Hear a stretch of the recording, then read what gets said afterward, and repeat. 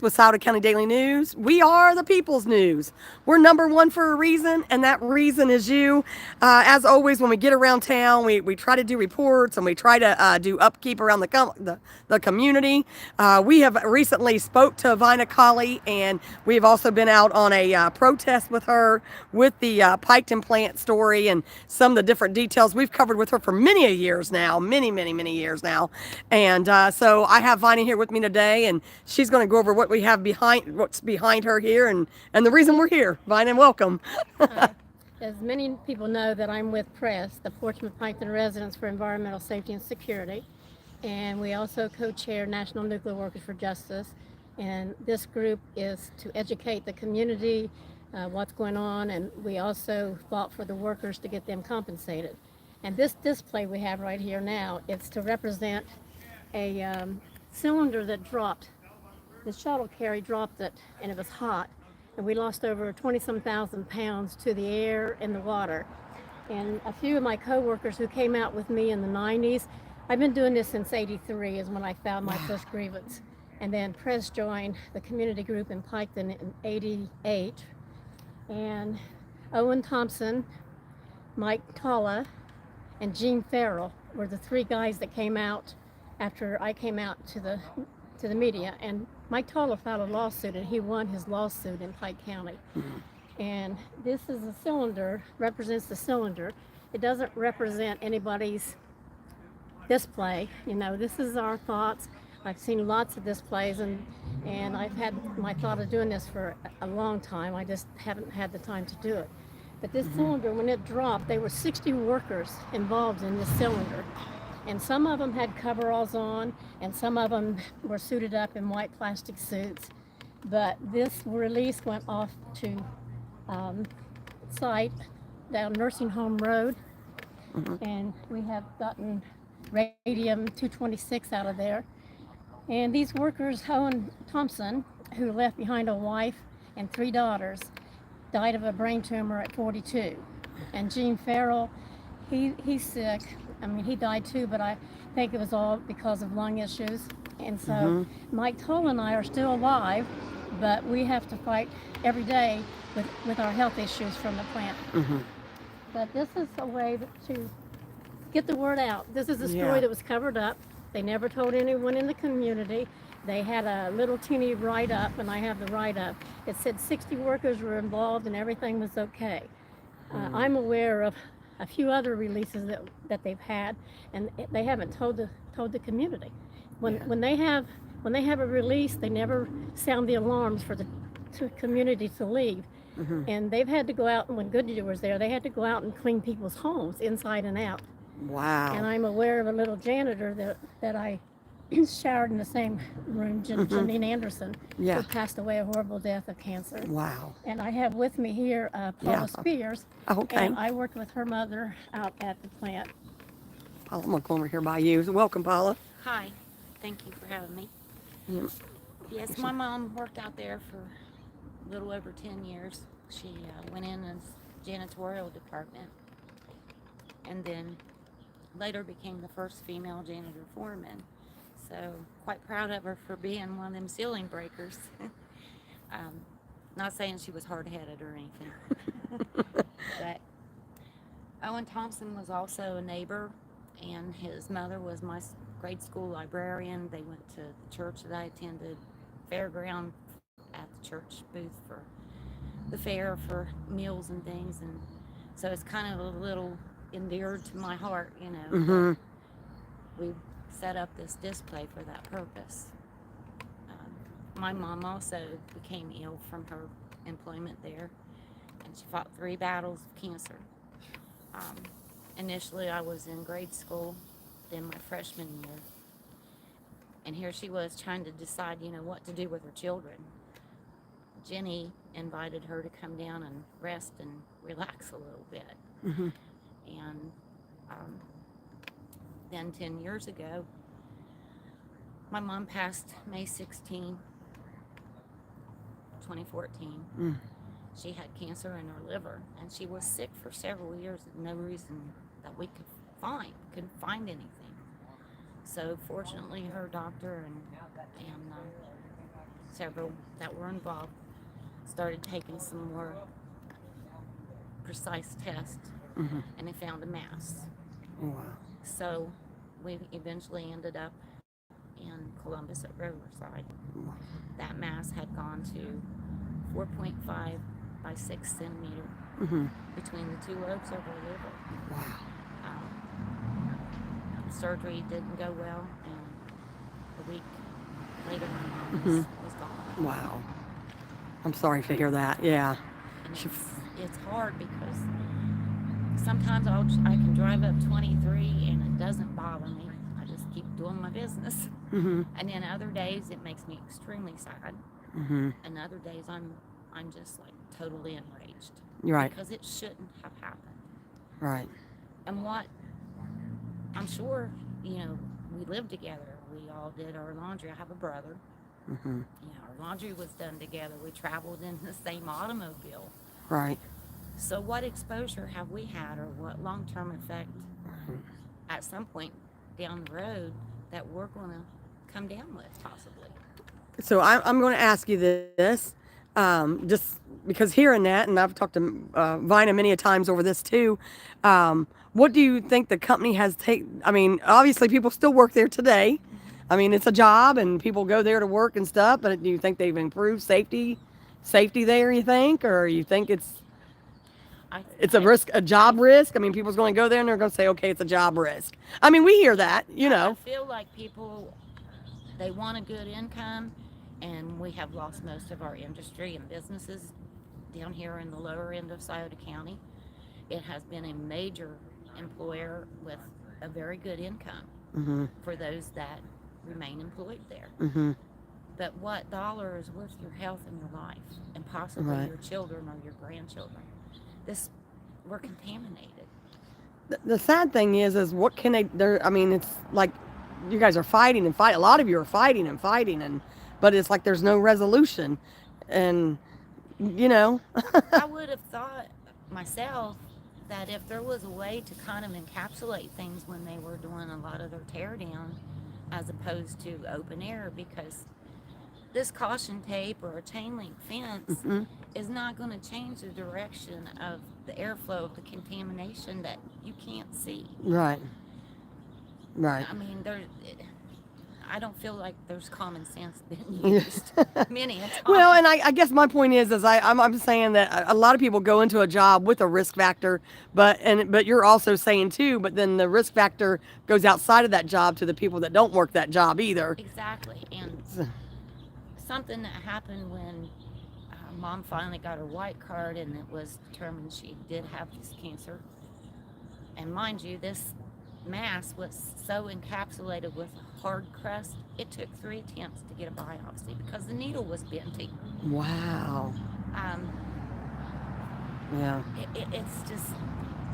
And then did they resolve the fact saying it came back because of that reason from being there?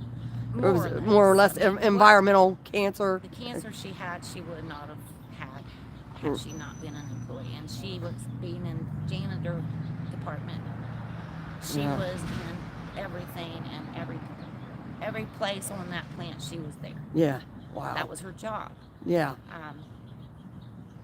Well, I'm going to ask this then, and Vina, if you want to jump in on this, if I can get some final thoughts from you guys, and maybe a thought pushing forward of, or an idea. Well, she wants to show off her press back there.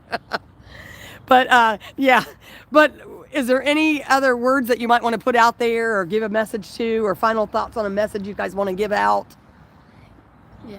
Yeah.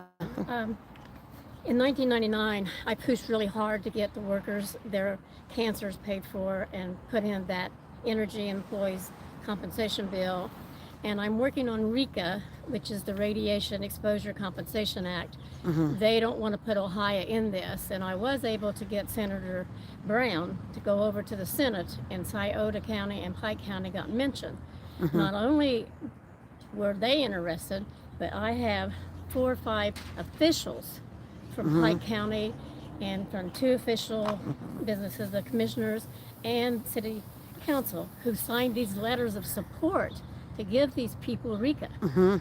So that tells me our officials know that we have a problem here with cancer. We have the highest rate of cancer in the state of Ohio because Joe Mangano came here and did an epidemiology study, and he said this is the worst he's ever seen out of all the facilities that he has represented. Right. So people are aware that people are dying of cancer in this community in Pike County and the surrounding counties. So we're working really hard, and we have a petition online on my Facebook, and people need to get in there and sign that because we're trying to get in to Congress and make them hear what we have to say. So find you on Facebook then, on the Yeah. press or Under Vina Colley. Colley? Okay. We used to have websites, but Yeah. they made sure that they would hack them so I couldn't keep. Oh, keep the okay. story So up. yes. So now I've been able to keep the stories on Facebook, Right. and I have hundreds of documents, and my documents are company documents. Yeah. And at the last meeting at the SSAB board, that Little Beaver Creek I discovered in 1992 was contaminated. And so I've asked them forever to post signs in that creek. So the company just came down and they went in and renovated the creek and the side of the creek, but they Okay. didn't post the signs. Okay. It's still contaminated. I don't care how much work they do to it. Right. That Little Beaver goes into Big Beaver and it goes into the Scioto River. So I'm going to ask about that then. So, because we're asking if they can fix this or how they can fix it, but you're saying even what they are fixing, it still don't matter. So how can they fix it? Right. Is there a you get what I'm saying? Yeah. But why put more nuclear stuff here? Why can't Oh, I we- see what you're saying. Why, Yeah. why can't we get solar or something besides nuclear? Piketon has been designated as a human experiment site. And they don't care. They don't care about these Appalachian people around here. Right. And they don't care about their cancer. And like 7 to 11 kids in that school had passed away of cancer. Yeah. And there's more that I'm hearing about. So, like 40 years I've been doing this. Right. It's time for the representatives, and now I'm hearing that the state of Ohio has a nuclear board up there who's making all our decisions. And they Right. have people in these groups they have a community outreach people. The lady up at Ohio University, she said to me, you know, we put surveys out to see what kind of jobs people would like here. And she said, I'm really surprised that they want a nuclear back in here. I Right. said, well, I never saw that survey. And everyone I talked to in Piketon has never seen that survey. So they're going around that area probably. They dish out all this money to everyone. Yeah. And they think they can continue to do what they've done for 70 years. Yeah. And why clean up a site and continue to do what you've done for 70 years?